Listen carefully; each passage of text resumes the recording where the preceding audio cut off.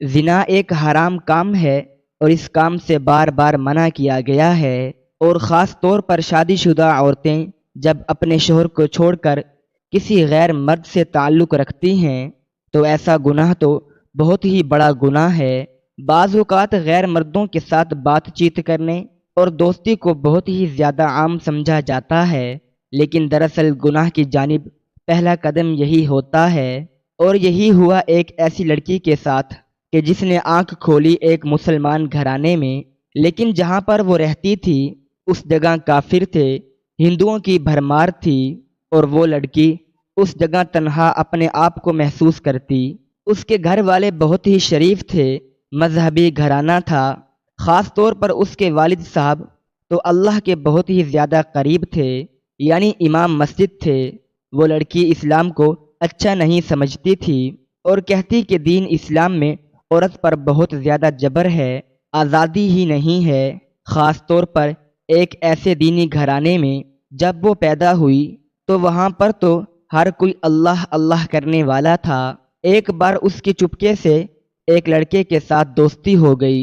اس کے والد صاحب کو یہ خبر نہیں تھی، وہ یہی سوچتی تھی کہ دین اسلام میں جبر ہے، عورت کے لیے ہر بات سے منع کیا جاتا ہے، جو کہ یہ اس کی خوش نصیبی تھی، جس کو وہ بدقسمتی سمجھتی تھی کہ میں اس گھر میں پیدا ہوئی ہوں جہاں پر ہر وقت اللہ اللہ کیا جاتا ہے۔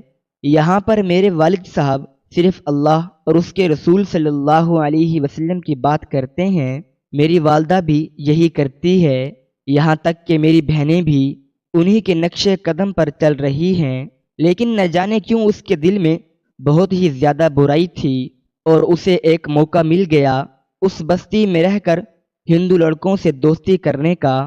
وہ اس طرح کے ان کے گھر میں لڑکیوں کو پڑھانے کا رجحان تھا، اور اس کے والد صاحب چاہتے تھے جس طرح انہوں نے مذہبی علوم حاصل کیے ہیں، دینی تعلیم حاصل کی، ان کی بیٹیاں بھی اعلیٰ پائے پر علم حاصل کریں اور دین اسلام کو فروغ دیں۔ ان کے گھر میں خاص طور پر عورتوں کو تعلیم دینے کا بہت زیادہ رجحان تھا، لیکن اس تعلیم کا اس نے غلط فائدہ اٹھایا۔ وہ گھر سے نکلتی ضرور تھی، مدرسے جاتی تھی، لیکن راستے میں اس کی دوستی ہو گئی ایک ہندو سے، جس نے اس کے حسن کو دیکھا تو اس کا دیوانہ ہو گیا، اور وہ تو چاہتی ہی یہی تھی کہ اپنے مذہب سے دوری اختیار کرے۔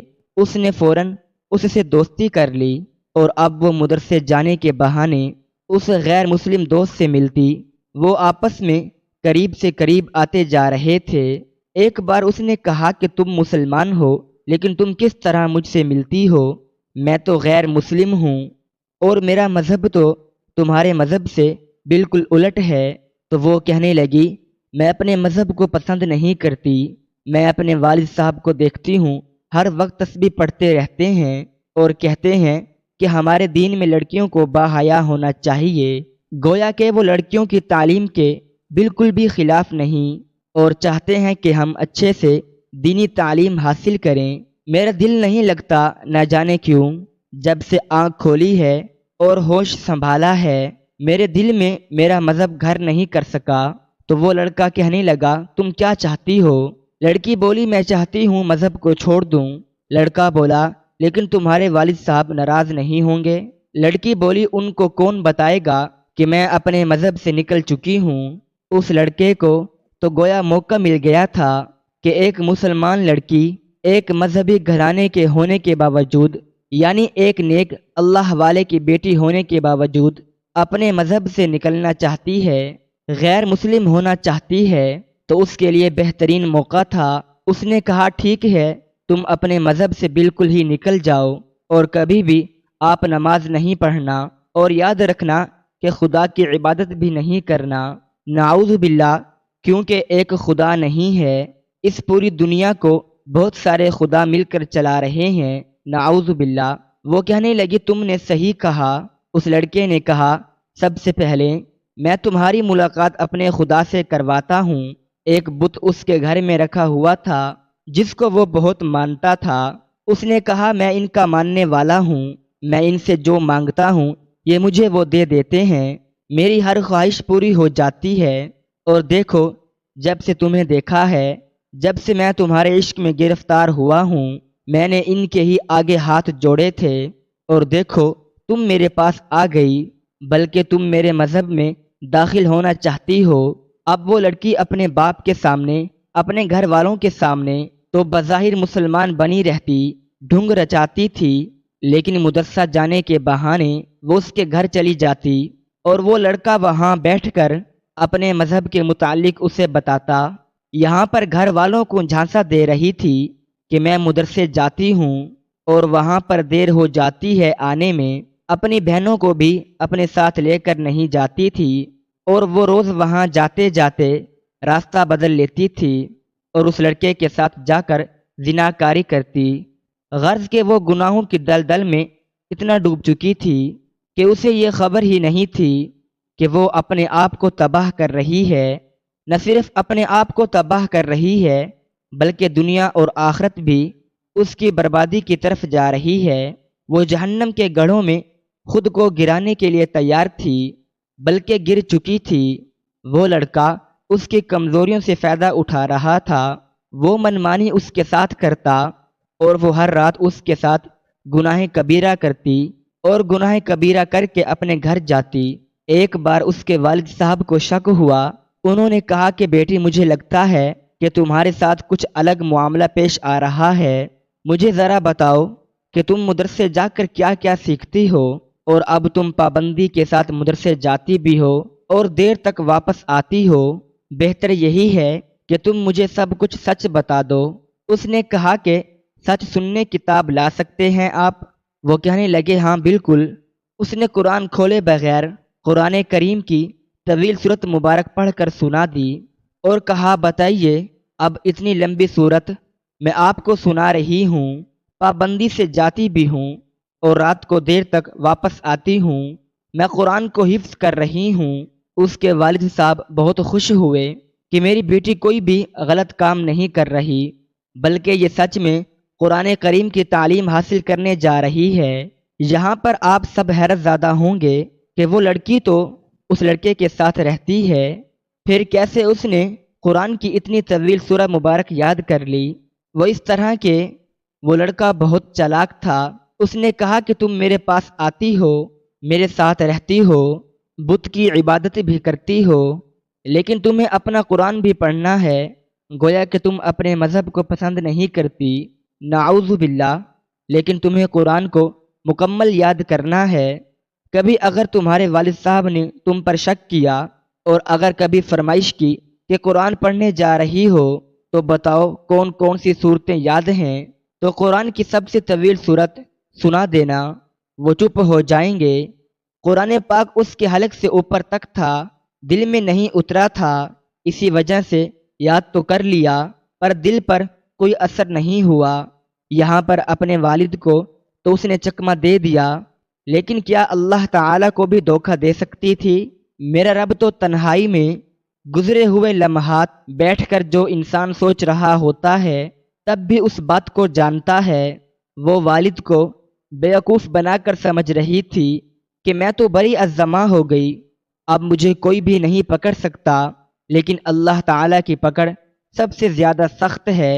ایک رات جب وہ گناہوں کے دلدل میں گھری ہوئی تھی اور گہری کھائی میں گرتی جا رہی تھی اور مسلسل جھوٹ بول رہی تھی کہ میں قرآن پڑھتی ہوں، قرآن کی تعلیم حاصل کرتی ہوں، ایک رات جب وہ اس لڑکے کے ساتھ پوجا کرنے کے بعد اس کے ساتھ گناہ کبیرہ کر رہی تھی، اسی وقت موت کا فرشتہ آیا اور اس کی روح کو قبض کر لیا۔ موت یہ نہیں دیکھتی کہ سامنے والا جوان ہے یا بوڑھا، بس اپنے وقت پر آ جاتی ہے۔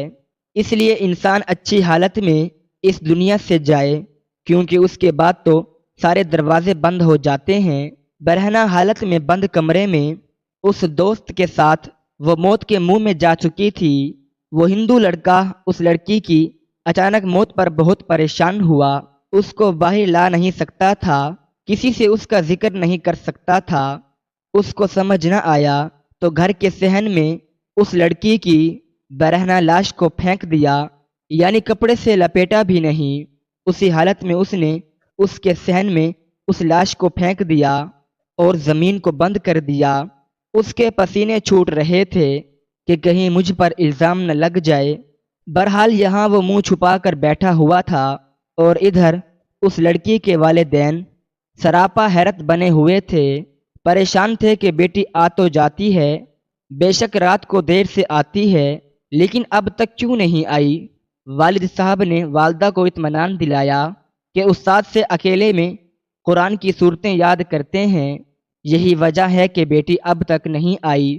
لیکن ماں کا دل گھبرا رہا تھا، وہ کہنے لگی کہ نہیں، مجھے کوئی اور ہی معاملہ لگتا ہے، آپ جائیے اور مدرسے میں جا کر معلومات حاصل کریں، میری بیٹی اب تک کیوں نہیں آئی؟ بہرحال آدھی رات کے وقت والد صاحب مدرسے پہنچے اور وہاں جا کر معلومات کی، پتہ چلا کہ ساری لڑکیاں تو جا چکی ہیں۔ انہوں نے کہا کہ میری بیٹی کو کون پڑھاتا ہے؟ کوئی معلمہ ہے؟ انہوں نے کہا کیا معلمہ مجھ سے بات کر سکتی ہے؟ باپردہ ہو کر وہ معلمہ ان کے سامنے آئی اور کہا کہ میری بیٹی آپ کے پاس دیر تک قرآن پڑھتی ہے۔ تو وہ حیرت سے انہیں دیکھنے لگی کہ کون سی بیٹی؟ کس کی بیٹی؟ آپ کی بیٹی کو آج تک میں نے یہاں نہیں دیکھا، لیکن وہ تو آتی تھی، حلیہ بھی میں نے آپ کو بتایا ہے۔ تو وہ کہنے لگی اس حلیہ کی لڑکی آتی تو تھی، لیکن تقریباً 1 مہینے سے زیادہ ہو گیا ہے، وہ میرے پاس نہیں آ رہی تھی، رات میں وہ کہاں جاتی ہے مجھے کیا معلوم، لیکن یہاں پر آپ کی بیٹی نہیں آتی۔ یہ کہہ کر وہ معلمہ اندر چلی گئی۔ اب باپ پریشان سر پیٹ رہا تھا کہ آخر میری بیٹی نے مجھے دھوکہ دیا، لیکن قرآن کیسے اسے یاد تھا؟ ضرور وہ کہیں اور پڑھنے جاتی ہوگی۔ اپنے علاقے کے سارے مدرسوں کو دیکھ لیا، لیکن وہاں پر ان کی بیٹی نہ ملی، بلکہ کہا گیا کہ ہمارے مدرسے کی بچیاں تو مغرب تک چلی جاتی ہیں، آپ کی بیٹی کی طرح کسی لڑکی کو یہاں نہیں دیکھا گیا۔ باپ نے سپاہیوں کو اطلاع دی، سب سپاہی پورے محلے میں اس لڑکی کو تلاش کرتے رہے، آخر کار وہاں پر ہندوؤں کی بستی کے پاس پہنچے اور تمام ہندوؤں سے پوچھا تو وہ کہنے لگے اس طرح کی لڑکی کوئی ہمارے پاس نہیں آئی، وہ لڑکا اس بستی میں رہتا تھا، اس کے گھر کا دروازہ بھی کھٹکھٹایا گیا، جب وہ دروازہ کھٹکھٹایا گیا تو اس نے بڑی مشکل سے دروازہ کھولا، دروازہ کھولنے پر وہ لڑکا بہت ہی زیادہ گھبرایا ہوا تھا، اس کے ماتھے پر پسینے کی بوندیں تھیں۔